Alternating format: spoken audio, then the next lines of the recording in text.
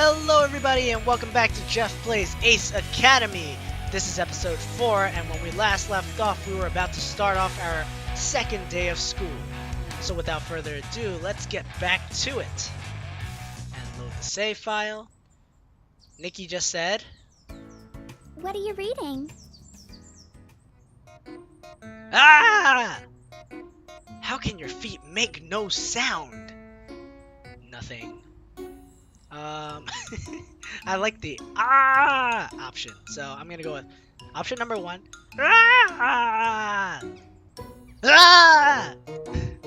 Sorry to the viewers with the headphones, you probably are deaf by now. I jump in surprise and nearly fall off my chair as I try to turn towards her. She looks at me strangely. Jeez, what's your problem? You scared me! Why? Were you looking at hentai or something? More importantly, how do you know about hentai?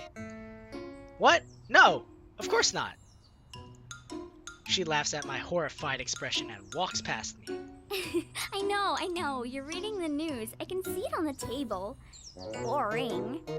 You know that makes you officially old, right? Only old people read the news for fun. Nikki glances at my toast, which had popped up while she was talking. Or while we were talking. Your toast is burned. What? I leap out of my chair and stand beside her. It's not burned. She flips it over to reveal a dark side of charcoal. Oh. You're so hopeless. How did you survive in college without me? Lots of booze and instant ramen noodles. I ate in the cafeteria. You know what? That's also a valid way of saying it. That explains it.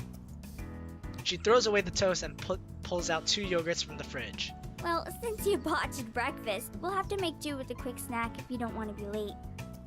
I accept the yogurt she hands me and we both finish them in record time.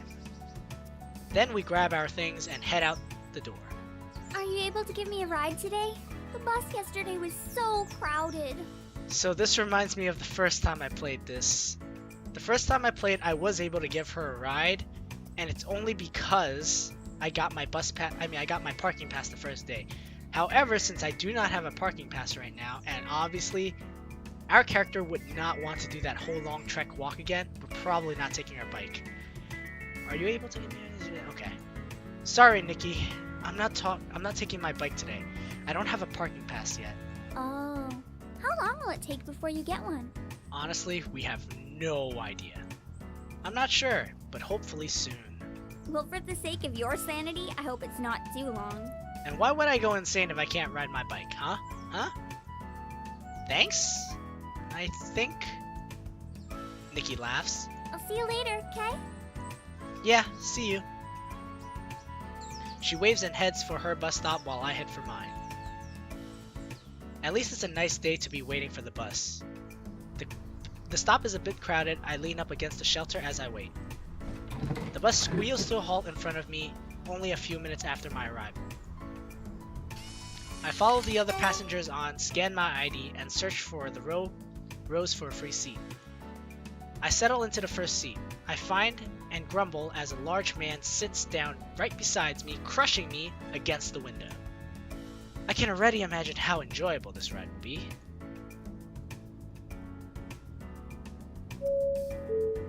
Honestly, that whole thing about people sitting next to me, it's kind of... I mean, it's expected to happen, but whenever you're riding public transit and that happens, it kind of does get annoying. It's not really their fault, but at the same time it kills my commute a bit. Luckily, it isn't a long ride and I'm at school before I can complain too much. Well, you know what? If it was me, I'd be complaining a lot more than you were. I pull up the schedule on my phone and check my first class, Gear Arsenal 201. The building isn't too far away either. I soon reach the building. The building is about half the size of the lecture hall from my Piloting 101 class. For some reason, this is a comfort to me, probably because it reminds me of the class sizes at CINY. I take a seat near the back of the room just as the professor enters. Good morning, class. Welcome to Gear Arsenal 201. I'm sure you're all tired of hearing the same welcome spiel, so I won't even bother with it. Instead, we're going to drive straight into the material. Right, straight to business. None of that other syllabus stuff, right? Question: who can name one of the leading companies in gear weapon manufacturing? Once again, this is my intelligent attribute kicking in, or intelligent trait, however you want to call it. But honestly speaking, if you were to have read the articles closely instead of skipping through the text, you would actually be able to solve this on your own. Potato Shooter Incorporated is not even one of the ones mentioned on the newspapers earlier this morning while we were reading.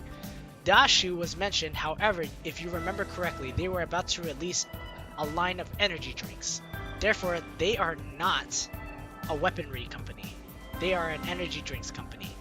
Eludian Enterprises is the one that's for R&B and Cenorobotics, so they are not weaponry. Therefore, even if you were to not know any of this at all, you would probably pick Paragon Weaponry due to the fact that it has the word weapon in the name itself. So I guess in this sense, the intellect or intelligent trait was kind of moot. However, since it is green and I do know that this is the correct answer now, I might as well pick it. Before I have a chance to answer, another student chimes in.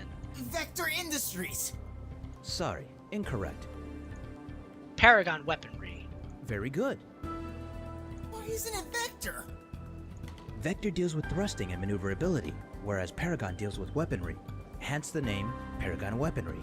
Their recent area of study has shown that He goes into detail of Paragon Weaponry's R&D and the future of beam weaponry for the remainder of the class.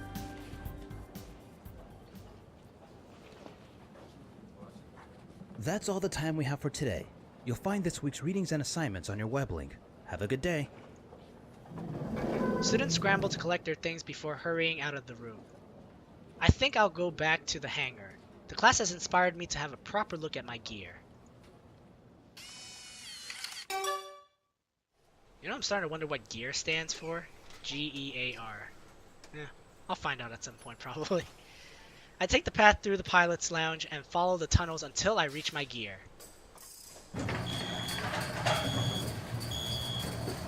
Pulling down the ladder beside my docking station, I climb up to the top, which is about level with the chest section of my robot. I unlock the chest cavity with a mechanical roar. It splits open in separating panels, revealing a lowered seat. I easily hop into the seat and breathe in the comforting scent of metal and plastic. It faintly reminds me of a new car smell.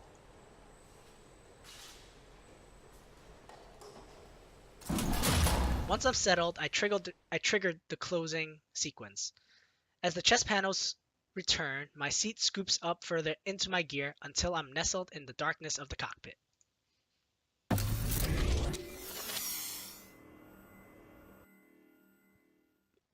I initiate the boot up sequence.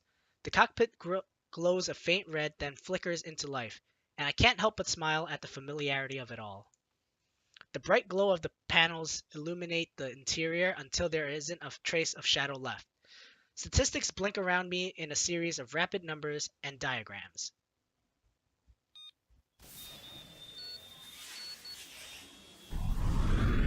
Gear initialization sequencing complete. The familiar voice of my gear feels like a warm welcome from an old friend. Eagle, please run a comprehensive check. System in progress. Nothing to do now but wait. The lights along my display pulse with changing colors as the check progresses. It flows through warm colors red, orange, yellow, before illuminating the cockpit with a bright green. All system functions normal. Unknown docking station detected. Register the current dock as home station. Completed. Recommendation. Please update system calibration configuration. This is recommended all the time. Whenever we change locations, Eagle will request a recalibration of the system. Even the slightest difference in air pressure can trigger an inaccuracy. At least the process is easy. All I have to do is make sure I correctly follow sequential number order so Eagle can achieve the necessary internal calculations.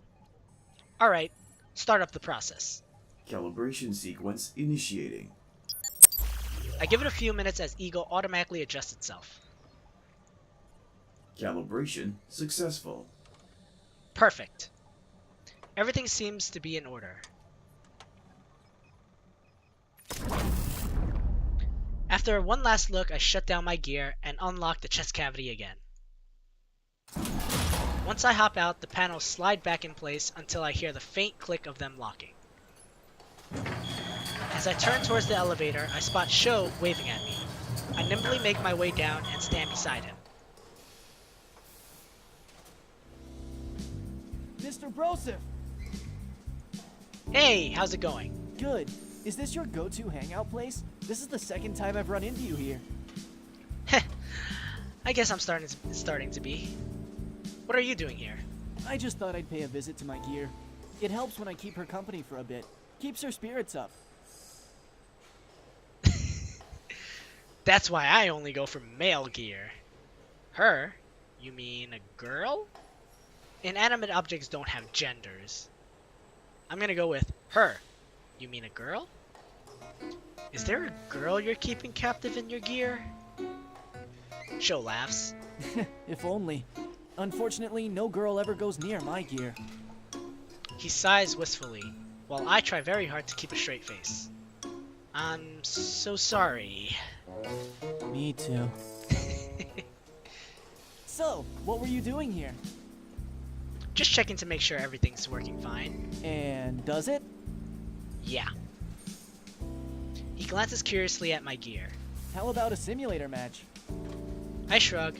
It'd be nice to get a real feel of how things are done at Ace Academy. Sure.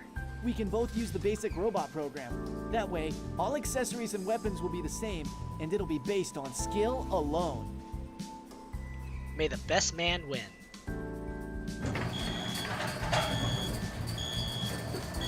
He grins and races in the opposite direction.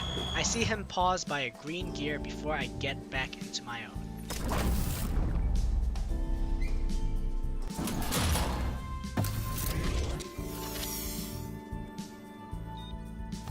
Once I'm settled in the cockpit, I switch on the open network configuration. Immediately, a request from Shou comes in, and I accept. After we're connected, we boot up our virtual training simulation program. Oh, very fancy. I haven't seen an American-style gear up close before. Mm-hmm. I experiment with my gear controls and watch in amusement as it makes the same movements within the simulator. Simulators are freakishly accurate at emulating the real thing, but it still can't quite replicate the feeling of live matches. You can't feel every impact or even the slightest shift in motion within VTS. As you can see, both of us are kitted with the same standard equipment. You have your energy shield for blocking, thrusters for movement, a ranged weapon, and a close combat weapon. I evaluate my gear and find all the components he mentioned. Any particular reason why we aren't playing with our personal arsenal? This will level the playing field. We'll have to win by skill alone. Trying to see what I'm made of, huh? Shou just grins. Remember, you have to use the right tool at the right time. There's usually more than one right move you can make, but you have to think fast. So this is him basically hinting at the combat system of this game. Well, combat system is kind of putting a stretch on what it actually is. What really happens in the combat system of this game is that you basically pick options or moves that you can do during a fight. And similar to our previous timed event where I only had 3 seconds to answer, each of these moves I have 5 seconds to answer. So if I was to make a move and I don't make it within that 5-second time, I believe that it picks a default one, or it might just make you not do anything at all. I've always been kind of panicked, so I would just pick the first thing that comes to mind. However, I have been informed, although I'm not sure how true this is, that the decisions you make during the fights don't really change the outcome. Apparently, the outcomes of the fights themselves are predetermined already, so you're never really going to lose a fight. Now remember, I've only heard this from people who've played the game so far, including myself, but it seems like they say the decisions don't really matter. But for the sake of playing this game again, I will make decisions, and they will be based on what I think is the right move at the time. Alright, thanks. This isn't my first time, or let's get on with it. Alright, thanks. So the trick is just to react accordingly. You got it. Are you ready? Yup. Let's do this.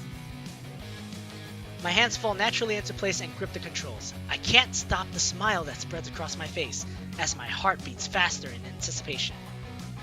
I've missed this. Eagle shifts into a fighting stance and holds out his gun, while Shou activates his thrusters and points his double gun at me. See, there's a timer right there, and dodge. I dash out of the way and his attack misses its mark. I equip one of my gun and return fire. He dodges, but my shot still grazes him and he takes some damage. As I boost forward, Shou moves back to keep the distance between us. He shoots again, but his aim is not accurate and I weave away. With my gun in hand, I take aim. Shoot! My aim is Shou, and Shou's shield shimmers as it absorbs the shot. Judging by how deep of a shimmer, it looks like he took a significant amount of damage. Since Shou likes using ranged weapons, I better close the distance and force him into a melee battle. I boost forward. Slash! I switch my sword mid-boost and swing the blade in a high arc. Shou tries to block with his gun, and my sword lands on them with a loud crack. We struggle in a battle of wills, and sweat beats down my face. A loud roar escapes my lips as I channel my strength into my attack and break through Shou's defenses. As my sword falls through Shou's gear goes dark.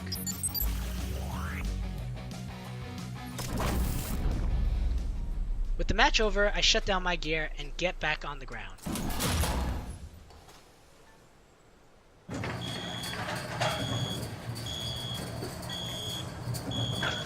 After a few minutes, Shou appears. Not bad. I knew I made a good choice with you. I've got a sixth sense for these things. I can't tell if I should say, it's probably me and not you, but you did kind of invite me to the team, so you know what? I'll let you have this one, Shou. Thanks. You're not so bad yourself. Anyway, we'll want to meet up tomorrow before the qualifier to practice. So what's your number? We quickly exchange numbers. So, I guess I should go get some stuff done. Yeah, me too. Well, I'll see you later then. Wait, let's play another match. I need to study. The pilot's lounge always has something going on. I don't know which one I want to pick, but I am a studious type. But I don't really feel like going to the library.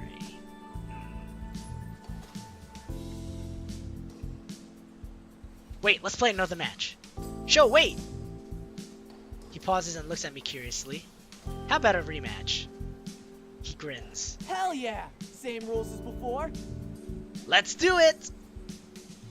He runs back to his gear and I get back into mine. After practicing for a while, it was time to head our separate ways. I wait impatiently for the bus. When it pulls up, I climb on and grab on an aisle seat. As the bus moves on, I dream of my beautiful bike the entire way home. I enter the house and hear laughter coming from the kitchen. I drop my bag on the floor and follow the sounds of my family and the delicious smells of dinner. Hey! I sit at the table and watch Nikki and Uncle Kaito move around the kitchen. They're wearing matching aprons. Okay. Looking good, Uncle Kaito. That apron really suits you. It brings out your eyes. That's it, I'm done. He tears off the apron and tosses it aside. You said I'd look cool. Nikki giggles and goes back to the food she's making. You did look cool. Every lady loves a man who can cook. And I love a lady who cooks for me. Amen. Kaito sits beside me. We laugh as Nikki sticks her tongue out at us. Men. So, what are we having? Guess. Oh god, not this again. Kaito laughs. How was your day, bud? It was alright. Yeah. What kind of shenanigans did you get up to? Why you gotta assume I have shenanigans going on? It could have just been a normal school day for me, you know? Nothing major. Had class this morning. Checked out my gear after. One of my teammates showed up and we had a practice simulation. Sounds fun. It was. I think we'll make a good team. Who else is on the team? Shou, myself, and a couple of girls. Good-looking girls? I would say so. Although one of them really does scare the heck out of me. I shrug. Yeah, I guess. Kaito winks at me and I just shake my head. Nikki places full plates in front of us, then removes her apron and joins us at the table. What else did you get up to today? Mostly just practice with Shou, my new teammate. Is he any good? Yeah, I think we will be a good fit, but I guess we'll find out tomorrow at the qualifiers if that's true.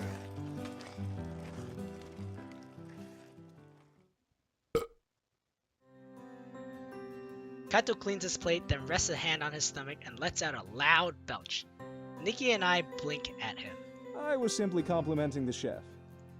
I should do the same. I open my mouth to burp, but Nikki squeals in protest. Please don't. I'd rather not have them. Are you sure? I could definitely burp right now, just to compliment your food, you know? It was so tasty and everything. Kaito and I laugh as Nikki clears the table. Then Kaito rests his hand on my shoulder. Sounds like you've had quite the day, bud. It'll get easier once I'm in the swing of things. Of course. Want to watch a movie or something before you two head to bed? I almost say yes, but a long yawn escapes my mouth. I'm pretty fried. I think I might go review some notes then. Get to bed early. I've got qualifiers tomorrow after all. That's fair. Nikki, I'll join you when I'm done cleaning. I'll help you. Thanks. I stand up and Kaito and Nikki both wave. Good night. Good night. Good night to the both of you too. I wave back and head to my room. In my room, I crawl into bed and grab my tablet to review my notes from today's class. I'm only partway through when my eyes grow heavy and I can't read any longer. I flick off the light and close my eyes. As I drift to sleep, I dream of tomorrow's qualifiers.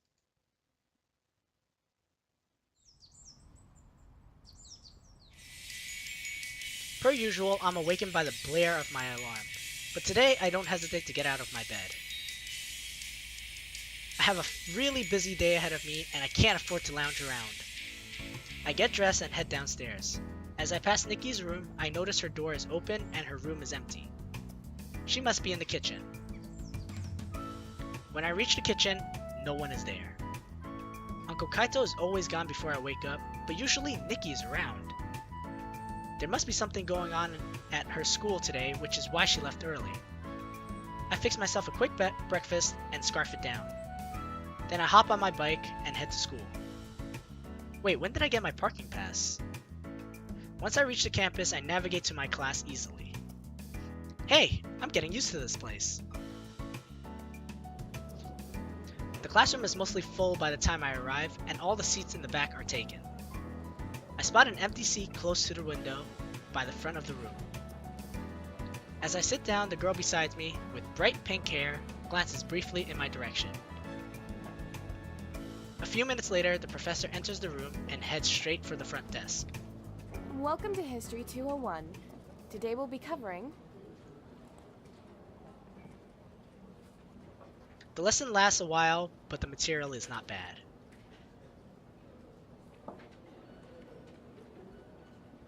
We only have a few minutes before class ends, but your first assignments will be a group project on a case study of your choice. Since it's the first day of class, I'll be assigning your partners. She points to pairs of students sitting next to each other. Finally, she reaches me. You and you are partners. She points to me and the pink-haired girl beside me. We look at each other and she gives me a friendly smile. She seems nice enough. Your project will be due next week. Class dismissed. The classroom is abuzz with a shuffle of students. I turn towards my partner. Hi, I'm Jeff. She smiles warmly. I'm Yuna. Pleased to meet you. Her eyes flick to my stripes. You must be new. Yeah? How did you know? I tend to know most of the pilots here. Although her uniform fits her like a glove, it is severely lacking in stripes. You aren't a pilot, are you? She laughs lightly. No, I've just worked with a lot of them. I'm a pilot health and physiotherapy student. That's a mouthful. She laughs again. Yeah, PHPT for short. Anyway, what do you think our topic should be? Well, the choices are pioneering pilots, the evolution of gears, the psychology of Cenorobotics. I don't know, it's all the same to me. This sounds way too disinterested, and based off of the way she was talking, I don't take her as someone who likes people who take things lightly. So she is a psychology kind of student, so I'm gonna go with the psychology of Cenorobotics. What if we focus more on the psychological impact of the development and the growth of Cenorobotics as a field? Her face lights up. Absolutely! This could also delve into social impact and how society is adapting to the growth of this field, such as the development of new specialties, like studies in pilot health. Okay guys, I hate to cut it here when it's not a really good point to cut off an episode, but it's reaching close to 27 minutes at this point, and I don't want to keep my videos too long. So thank you all for watching, and thank you all for joining me. If you liked what you see, or if you liked all the content that you've been getting from me, please like and subscribe. And if you want to say anything about this episode, give me any tips, give me any hints, or just comment in general, please feel free to leave a comment below, and I'll see you next time on the next episode when we finish our discussion with Yuna Misaki over here. Alright guys, see you next time. Bye!